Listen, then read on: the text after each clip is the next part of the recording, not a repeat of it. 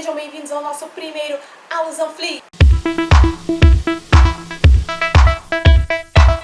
Consiste esta nova série. O Alusãoflix é a série que eu vou fazer durante o restante desse ano de 2019, todo 2020, em que nós iremos montar o nosso caderninho de alusões para usarmos na redação do Enem. A gente sabe que ano que vem o Enem vai tirar para tudo quanto é lado, a gente não sabe.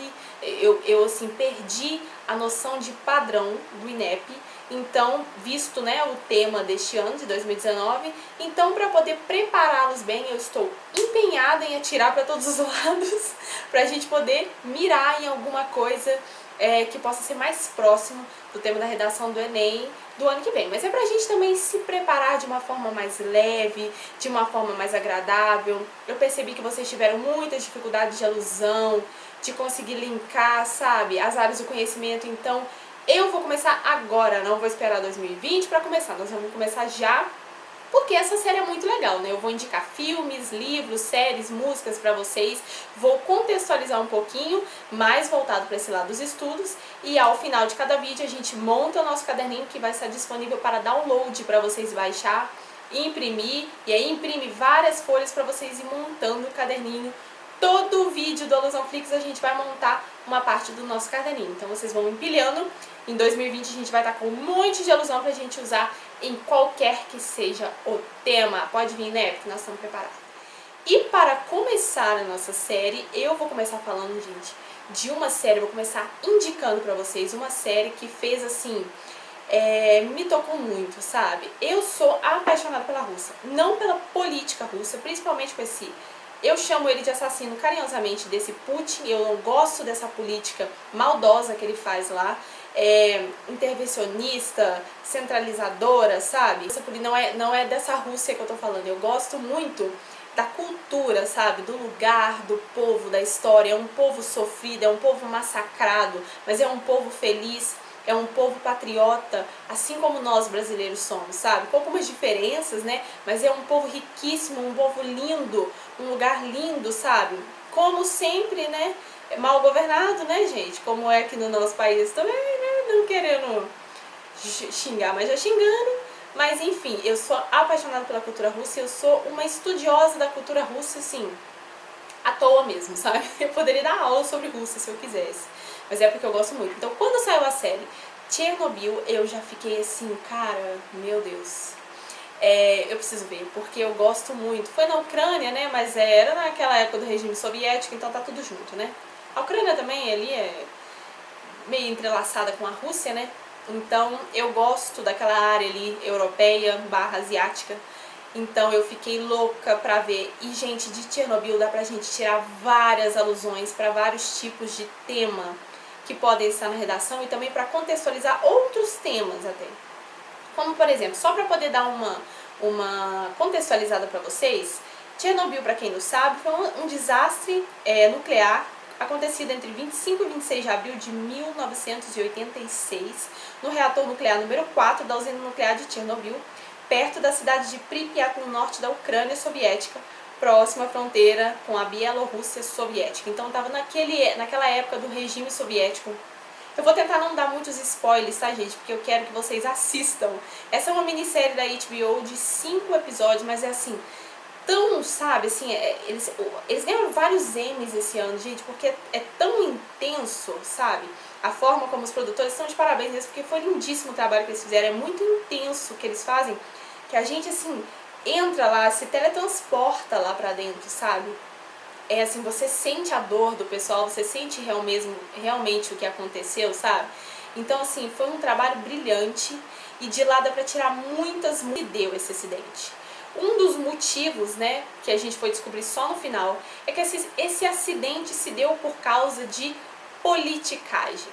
Eu chamo de politicagem essas manobras políticas interesseiras que os governos do mundo todo fazem, não é só o governo soviético, nem só o nosso governo, mas o governo do mundo todo, esse xadrez geopolítico, eles fazem esse joguinho de interesse para poder partir mais pro lado deles do que pro nosso, né?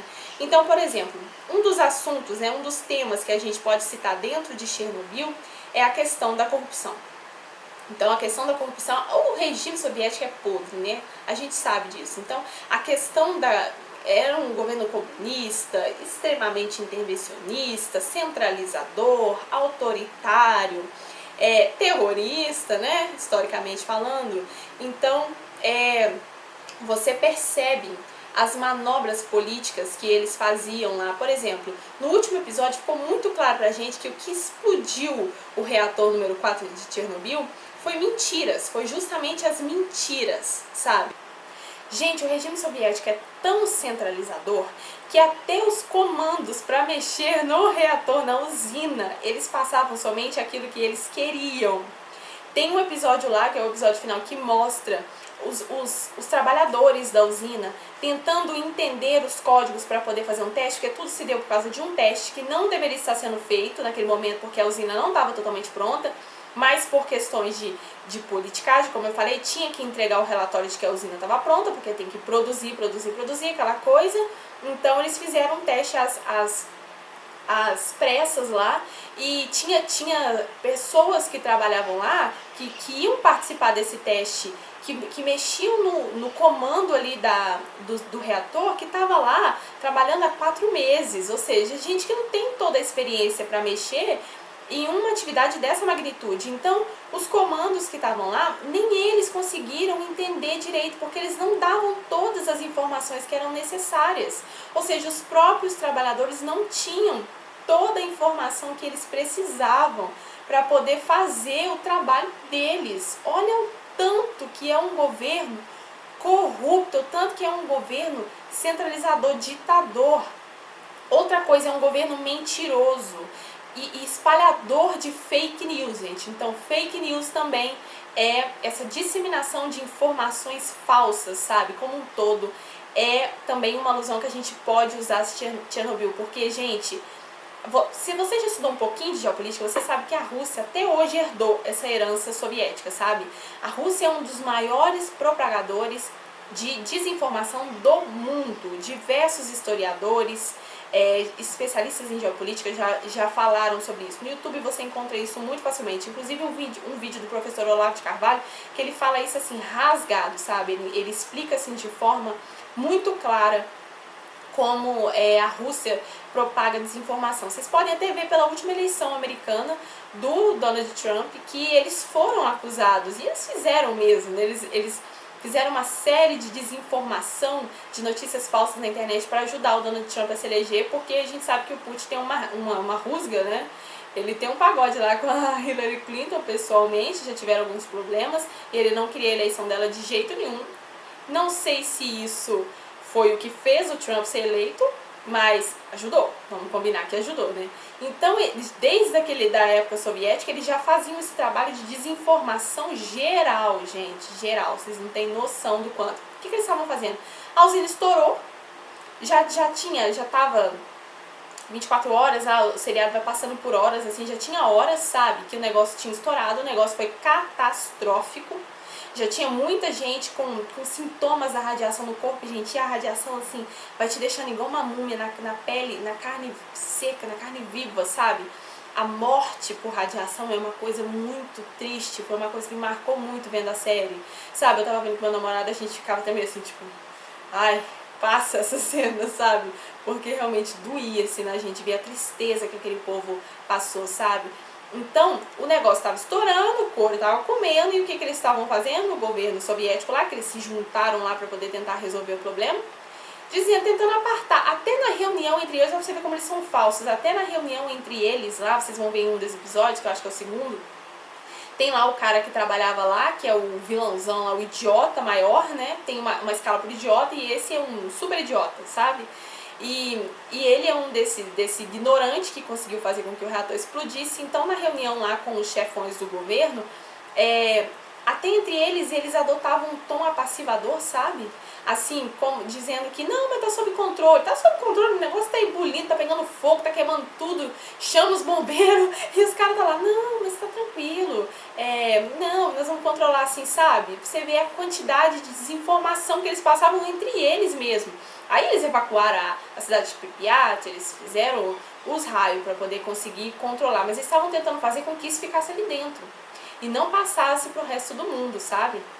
Não teve jeito, né? Porque foi muito grande, mas eles fizeram o possível para poder mascarar as informações. Então, propagação de informação falsa, você pode linkar Chernobyl sobre Chernobyl, é a questão do nacionalismo.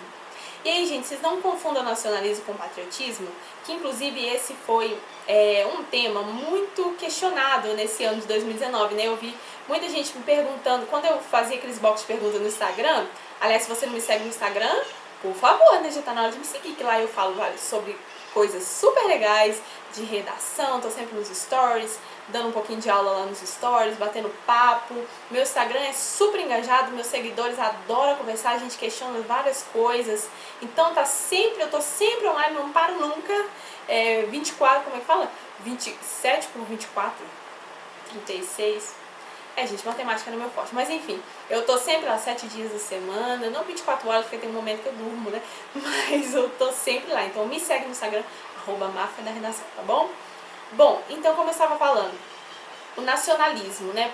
Eu via muitas pessoas me perguntando, Amanda, patriotismo, nacionalismo é um tema que pode estar na redação do Enem esse ano? Por causa do Bolsonaro ser militar, né? Ele é um cara muito patriota, ele sempre trouxe a bandeira do Brasil com ele, né? Fez a campanha toda falando sobre isso, então muita gente me perguntava sobre isso. É um tema possível, a gente viu que não caiu, mas é sempre possível, né? Então, mas eu via que as pessoas confundiam nacionalismo com patriotismo. Patriotismo é aquela pessoa que tem amor à pátria. Eu sou uma pessoa muito patriota, eu amo o meu país, não concordo com tudo, mas amo o meu país, sou muito patriota, tenho muito orgulho de ser brasileira, quero fazer, eu considero o trabalho que eu estou fazendo como sendo um ato de patriotismo, porque a educação do nosso país é super defasada e eu estou dando a minha parcelinha desse tamanhozinho de contribuição, mas, querendo ou não, é uma parcela de contribuição para ajudar a alavancar a educação desse país e trazer mais pessoas mais bem instruídas no nosso país, que a gente é tão carente disso. Então eu tenho amor ao nosso país, eu quero fazer aqui, poderia estar dando aula em inglês, por exemplo, para americanos, sei lá, entrar em algum vestibular, mas não, eu sou patriota, eu quero ficar aqui, sabe? Eu quero fazer meu país grande. Então, isso é carregar a bandeira do Brasil, do seu país com você. Agora, nacionalismo é sobrepor, sabe, o seu país a qualquer coisa que aconteça, sabe? Não, igual eles faziam na série, não importa o que aconteça, aquele sentimento soviético de não, deu errado, mas não interessa, sabe? Tá certo.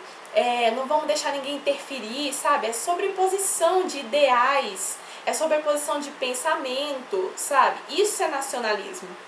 Isso nem sempre é muito legal. Então esse choque de cultura, a série dá um choque de cultura, gente, total. Eu, como eu disse, sou muito apaixonada pela Rússia, Ucrânia, né, e esses países que envolvem ali a Rússia, então eu estudo muito sobre isso, então a cultura russa não é novidade pra mim. Eu já tô bem acostumada com isso, eu já me sinto quase uma russa. Faltou o olho azul e cabelo. Mas enfim, pra mim não é um choque, assim, sabe? Mas pra muita gente que olha pra isso fala, nossa, que coisa mais difícil. Vocês vão ver em um dos episódios lá, os primeiros, né, que quando o reator explode. Então, um dos chefes lá chegava pros caras que trabalhavam lá e falava, aqui, você vai entrar lá para poder abaixar a manivela lá, uma alavanca, e fazer com que o negócio pare de ebulir, uma coisa assim. E eu fiquei pensando, como assim você vai entrar lá? Meu querido, gente, pensa nisso, se isso tivesse acontecido nos Estados Unidos, ou talvez aqui mesmo, mas nos Estados Unidos é porque lá é um sistema democrático, assim, mais na sua literalidade, entende? Então, assim, pensa em algum cara chegando para um dos funcionários falando assim, aqui, queridinho, o negócio é o seguinte, olha, o reator explodiu, é completamente radioativo, é radiação que não acaba mais. Mas eu que você trabalha aqui, você tem que salvar a nossa pele, entra lá, morra de radiação agora, ou pegue câncer daqui uns 3 anos e morra assim mesmo, mas abaixa a alavanca lá porque explodiu e nós temos que conter. O cara vai falar, meu querido, vai catar o que você quiser, mas eu não vou fazer isso, entendeu? Pensa, quem é que vai entrar no meio de um reator aberto, radioativo, para poder salvar a pele desses caras? Jamais. E, gente, na série é surreal, porque os caras nem pensam, eles entram direto, sabe? Eles, assim, até que eles respiram fundo e falam, nossa, mas não, eu vou salvar a pele do meu país, aquele sentimento soviético de conjunto, sabe? Não, eu vou fazer isso, eu vou morrer, mas não tem problema não, eu vou fazer. Então, eles entram lá mesmo, e depois eles morrem na carne viva, assim, de uma morte tenebrosa. A série mostra explicitamente, até bem dura, algumas cenas que tem lá. E eles entram e nem pensam, sabe? Esse sentimento nacionalista de superiorizar a sua nação a todo custo.